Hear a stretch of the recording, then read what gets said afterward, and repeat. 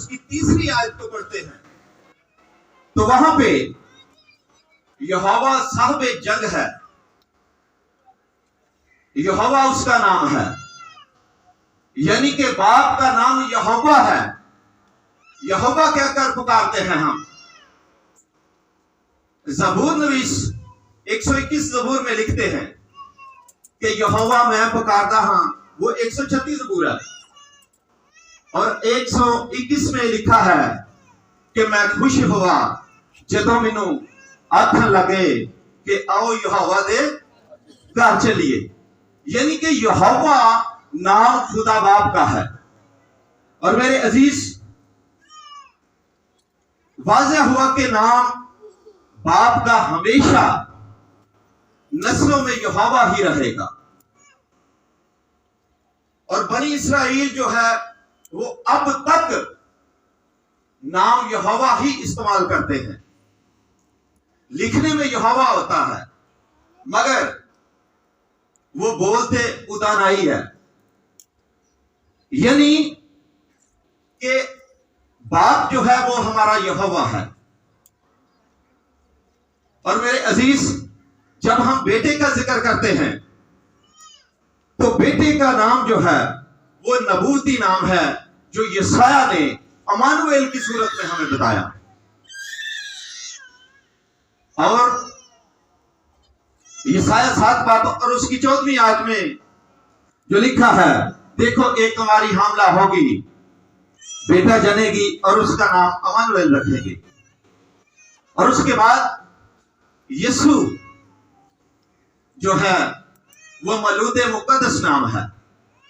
जब आप मुकद्दस मत्ती रसूल के मार्फत लिखी गई अंजील उसका पहला बाब और उसकी 21 से 23वीं आयत तक पढ़ते हैं तो मेरे अजीज, खुदावंद यीशु मसीह जो हमारे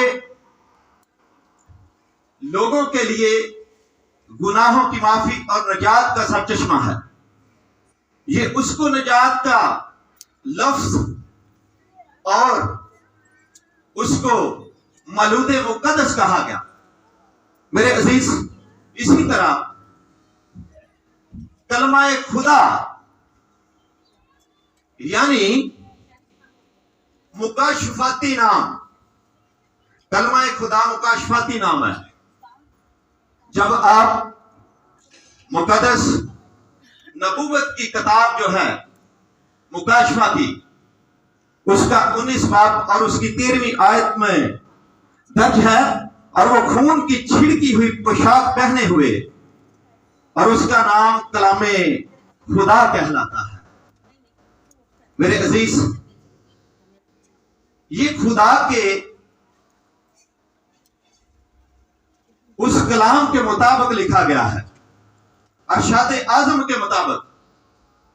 और शागिर्द जो है, जैसे कि लिखा है शागिर्द बनाओ, शागिर्द का मानी है सीखने वाला, मुतअल्लम, तालिब इल्म, खिदमतगार, नौकर, चेला। जब तक हम शागिर्द नहीं बनते कभी हम कुछ नहीं सीख सकते। मेरे और आपके रब्बाना यीशु मसीह ने जितने भी शागिर्द बनाए उनको सिखाया। आप कलाम मुकद्दस में से मरकज की अंजील उसका 3रा बाब और उसकी 13वीं आयत को देखें तो वहां पे यीशु मसीह पहाड़ पर जब चढ़े तो उन्होंने अपने शागिर्दों को, जिनको वो आप चाहता था, बुलाया और उनको तालीम दी और उनको फिर मुनादी के लिए रुखसत किया। इसी तरह मेरे अजीज, लिखा है कि बस तुम जाकर सब कौमों को शागिर्द बनाओ और उनको बाप और बेटे और रूहुल कुद्दस के नाम से बपतिस्मा दो। मेरे अजीज, रूहुल कुद्दस, बाइबल मुकद्दस में रूहुल कुद्दस का कोई नाम नहीं है, इसलिए कि रूहुल कुद्दस जिस्म नहीं है। रूहुल कुद्दस की हड्डी और गोश्त नहीं होता, आप मुकद्दस लूका की अंजील उसका 24 बाब और उसकी 39वीं आयत को पढ़ें और उसमें लिखा है, और मेरे अजीज इसलिए कि खुदा की रूह का नाम जो है रूहुल कुद्दस ही बोला जाएगा। अगर खुदा के गुलाम में हिकमत की रूह, खिरद की रूह, मसलहत की रूह, खुदावंद के खौफ की रूह या कुदरत की रूह लिखा गया है, मगर ये उसकी सिफात हैं, उसकी सिफतें हैं, तो मेरे अजीज अगर आप रोमियो की कलीसिया को लिखा गया खत जो पौलुस रसूल ने लिखते हुए लिखा है, जो मेरे अजीज उस हवाले को हम देखते हैं,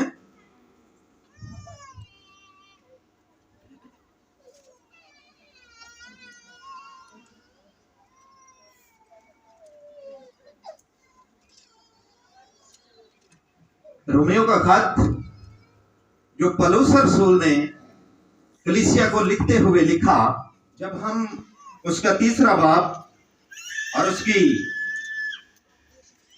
4थी आयत पढ़ते हैं तो वहां पे लिखा है, हरगिज नहीं बल्कि खुदा सच्चा ठहरे और हर एक आदमी झूठा। चुनाचे लिखा है कि तू अपनी बातों में रास्तबाज ठहरे और अपने मुकदमा में फतह पाए। अगर हमारी नाराजगी खुदा की रास्तबाजी की खूबी को जाहिर करती है तो हम क्या कहें? क्या ये कि खुदा बेइंसाफ है जो गजब नाज़िल करता है?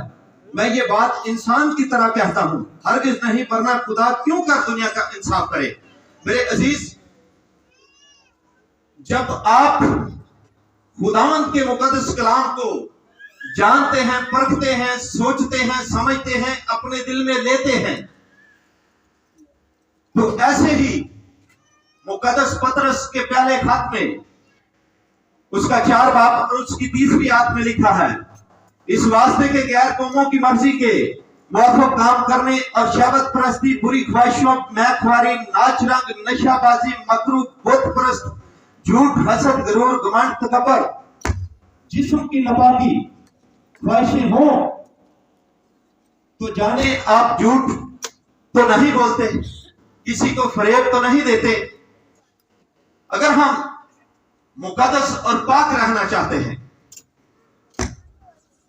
मेरे अजीज, तो इन बातों को छोड़ना चाहिए। जैसा कि अरशाद आजम और आप, अरशाद आजम ने खुदा यीशु मसीह को हम सब ने सिखाया कि हमने पाक रहना है, रास्तबाज बनना है, कामल बनना है, बुरी सोच, बुरी ख्वाहिशों को अपने जिस्म में से निकालना है, क्योंकि जिस्म और रूह की आपस में नहीं बनती। क्यों नहीं बनती? कि जिस्म अपनी ख्वाहिशें करता है और रूह की अपनी होती है। रूह की ग़िज़ा हम कम इस्तेमाल करते हैं। सोचिए, जानिए कि कितनी हम रूह की ग़िज़ा इस्तेमाल करते हैं, कितना रूह को हम खिलाते हैं, कितना रूह को हम पिलाते हैं, और हम अपने जिस्म की कितनी हिफाजत करते हैं, कितना जिस्म के लिए काम काज करते हैं, तवज्जो करते हैं, क्योंकि जिस्म के काम तो जाहिर होते हैं मगर रूह के जाहिर नहीं होते। मेरे अजीज, इसी तरह खुदावंद के मुकद्दस कलाम में जो ये आयत रोमियो के खत में लिखी, उसका 8 बाब और उसकी 29वीं आयत में, कि उसके बेटे के हम शक्ल हों। हमें चाहिए कि हम खुदावंद यीशु मसीह के जैसे हों, जैसे कि वो थे जिन्होंने ना तो किसी से गुस्सा किया, ना हसद किया, ना लड़ाई, ना झगड़ा, ना फसाद, ना उन्होंने किसी से झूठ बोला, ना उन्होंने किसी से गालियां निकाली किसी को, ना तो उसकी जबान में कोई बल छल था, बल्कि उनकी जबान में मोहब्बत ही मोहब्बत थी।